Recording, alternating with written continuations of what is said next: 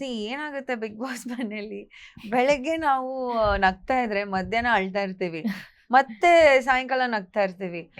Because ಪ್ರತಿಯೊಂದು task ಆ ತರ ಇರುತ್ತೆ, ಸಿಚುವೇಶನ್ಸ್ ಹಂಗ್ ಕ್ರಿಯೇಟ್ ಆಗುತ್ತೆ, ಏನು ಮಾಡಕ್ ಆಗಲ್ಲ. ಅಲ್ಲಿರೋ ಕಂಟೆಸ್ಟೆಂಟ್ ಗಳ ಜೊತೆಗೆ ನಾವು ನಗ್ಬೇಕು, ಅಲ್ಲಿನ ಕಂಟೆಸ್ಟೆಂಟ್ ಗಳ ಜೊತೆಗೆ ಜಗಳ ಆಡ್ಬೇಕು, ಎಲ್ಲ ರಸಗಳು ಅಲ್ಲೇ ಆಗೋಗುತ್ತೆ. ಸೊ ಬೇರೆ ಯಾರು ಇಲ್ವಲ್ಲ ಅಲ್ಲಿ.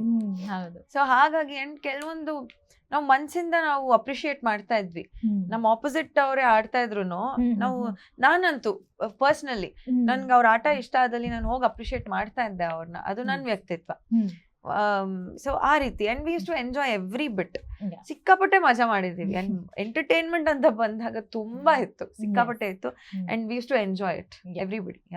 ಅಂಡ್ ಇನ್ನೊಂದೇನಂದ್ರೆ ಈ ತರ ಟಾಸ್ಕ್ಸ್ ಎಲ್ಲ ನಡೆಯುತ್ತೆ ಅಲ್ಲ, ಅಂದ್ರೆ ನೀವಾಗ್ಲೇ ಹೇಳ್ದಂಗೆ ಕ್ರಿಯೇಟಿವ್ ಡಿಪಾರ್ಟ್ಮೆಂಟ್ ಅವ್ರು ಹೇಗೆಲ್ಲ ಪ್ಲಾನ್ ಮಾಡಿ ನಮ್ಗೆ ಟಾಸ್ಕ್ ಕೊಡ್ತಾರೆ ಅಂತ, ಈ ಟಾಸ್ಕ್ಸ್ ಕಂಟೆಸ್ಟೆಂಟ್ಸ್ ಮಧ್ಯ ಯಾವ ರೀತಿ ಬಾಂಡ್ ಕ್ರಿಯೇಟ್ ಮಾಡುತ್ತೆ ಅಂತ ನಿಮ್ಗೆ ಅನ್ಸುತ್ತೆ? ಅದನ್ನ ಎಷ್ಟು ಒಂದ್ ಮಾಡುತ್ತೆ, ಅಥವಾ ಇನ್ನೊಬ್ಬ ಕಂಟೆಸ್ಟೆಂಟ್ ನ ಯಾವ ರೀತಿ ಅರ್ಥ ಮಾಡ್ಕೊಳಕ್ ಹೆಲ್ಪ್ ಮಾಡುತ್ತೆ ಟಾಸ್ಕ್ಸ್ ಎಸ್ಪೆಷಲಿ? ಆಕ್ಚುಲಿ ಒಳ್ಳೆ ಕ್ವೆಶ್ಚನ್ ಕೇಳಿದ್ರಿ, ಬಿಕಾಸ್ ಇದು ನಿಜವಾಗ್ಲೂ ಇಟ್ಸ್ ಅ ಫ್ಯಾಕ್ಟ್.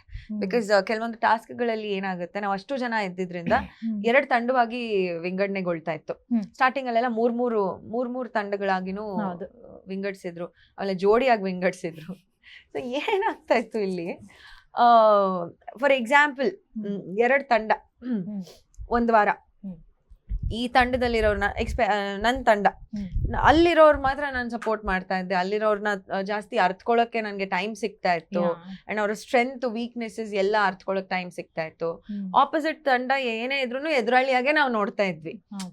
ನಮ್ದೆ ಇಲ್ಲಿ ಇರೋರು ಏನು ನಮ್ಗೆ ಇಷ್ಟವಾಗದಿರೋರು ಇಲ್ಲಿದ್ರು ಅಲ್ಲೇ ನಮ್ ತಂಡನೇ ಇದು, ಪರವಾಗಿಲ್ಲ. ಅಲ್ಲಿ ನನ್ ಫ್ರೆಂಡ್ ಇದ್ರುನು ನೀವೇನು ಅಲ್ಲ ನಾವೇ ಎಲ್ಲ ಅಂತ ಇರ್ತಾ ಇದ್ವಿ. ಸೊ ಈ ತರ ಅಂಡ್ ಕೆಲವೊಂದು ಬಾಂಡಿಂಗ್ಸ್ ಜೆನ್ಯೂನ್ ಆಗಿ ಕ್ರಿಯೇಟ್ ಆಗಿರೋ ಬಾಂಡಿಂಗ್ಸ್ ಒಂದ್ ತಂಡದಲ್ಲಿ ಆಡ್ಬೇಕಾದ್ರೇನೆ ಗೊತ್ತಾಗೋದು. ಅಂಡ್ ಅದೇ same thing like for example ಪಕ್ಷದ ಟಾಸ್ಕ್ ಅಲ್ಲಿ ನಮ್ಮ ಟೀಮ್ ಅಲ್ಲಿ ನಾನ್ ಸೆಲೆಕ್ಟ್ ಮಾಡ್ತೀನಿ ಮೋಕ್ಷಿತಾ, ಗೌತಮಿ, ಮಂಜಣ್ಣ ಅಂಡ್ ಶಿಶಿರ್ ಅವ್ರು ನನ್ಗೆ ಕ್ಲೋಸ್ ಆಗೋದು ಆಕ್ಚುಲಿ ಆ ಒಂದು ಟಾಸ್ಕ್ ಇಂದ, ಆ ಒಂದು ಪಕ್ಷದ ಟಾಸ್ಕ್ ಇಂದ. ಅವ್ರು ತಗೊಂಡಿರೋ ಸ್ಟ್ಯಾಂಡ್ಸ್ ನನ್ಗೆ, ಅವ್ರು ಮಾಡ್ತಾ ಇದ್ದಂತ ಒಂದು ಡಿಸಿಷನ್ ಮೇಕಿಂಗ್ ಇರ್ಬೋದು, ಸೊ ಅಲ್ಲಿ ನಾವು ಕ್ಲೋಸ್ ಆದ್ವಿ. ಅಂಡ್ ಕೆಲವೊಬ್ರು ಏನಾಗುತ್ತೆ ಅಂದ್ರೆ ಬಾಂಡಿಂಗ್ ಬೆಳೆಯೋದಿಲ್ಲ. ಅವ್ರ ತಂಡದಲ್ಲಿ ಆಡ್ತಾ ಇದ್ರು, ಅವ್ರು ಕ್ಯಾಪ್ಟನ್ ಆಗಿದ್ರು, ಅವ್ರ ಜೊತೆಗೆ ಬಾಂಡಿಂಗ್ ಬೆಳೆಯಲ್ಲ, ಅದೇನೋ ಗೊತ್ತಿಲ್ಲ. ಸೊ ಆ ಥರ. ಸೊ ಪ್ರತಿ ವಾರನೂ ತಂಡಗಳು ಚೇಂಜ್ ಆಗ್ತಾ ಇತ್ತು, but we use to stand for our team.